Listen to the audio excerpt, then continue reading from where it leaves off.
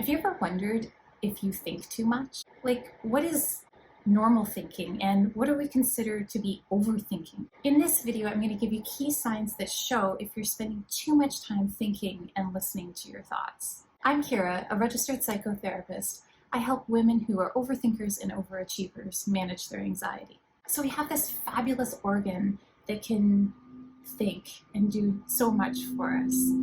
But sometimes it gets a little out of control and we overthink.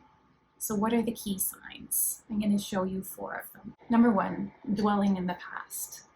Maybe something happens, like you had a conversation at work and you find yourself at work not thinking, but going over the conversation in your head, wondering, what did she mean by that?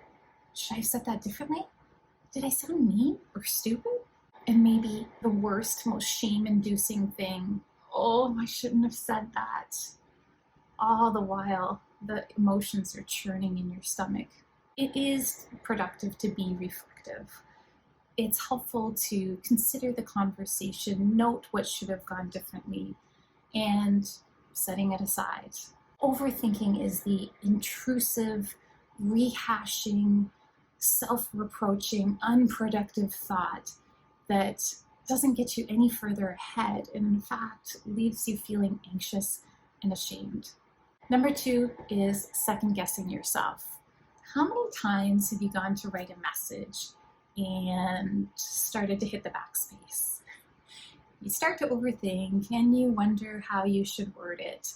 So you reword it once or twice. Maybe you check in with a colleague or a friend to see how it should be worded. You have now entered into worry's favorite game, the what if game. What if I sound stupid? What if I sound mean? What if I sound bossy? Now, of course, we all want to be careful about the messages we send because we know that we're missing some key elements of conversation, tone of voice, body language, intonation. In general, an email should take 3 minutes or less. If it takes more, it probably warranted a phone call. A text message, 30 seconds or less. If not, it definitely warrants some human-to-human interaction. Once you hear the what if starting, you know you've begun to overthink. Number 3 is seeking reassurance. Do you find yourself asking for reassurance from friends, colleagues, family members about a lot of things? Like, do I look fat in these white jeans? Should I ask that person that? Where should I take my vacation? I was thinking Cuba, maybe Jamaica. What do you think? If so, your reassurance seeking is likely overthinking. In certain situations, we do want to seek the reassurance and opinions of our loved ones if it's life-altering.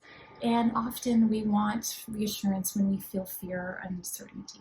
But if you find yourself seeking reassurance in situations that aren't life-altering and don't really need the opinion of your colleagues and your friends and your family members, you've tipped the balance into overthinking, which leaves you really dependent on other people.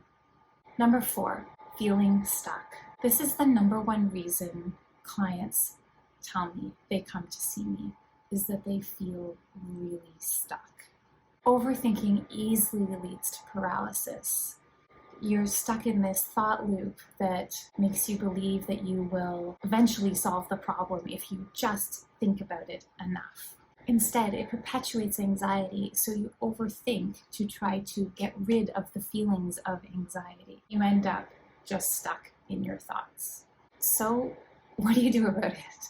I have a video that will help you pull back and get unstuck from some of your most difficult thoughts. Please write in the comments which one of these 4 signs you see yourself doing.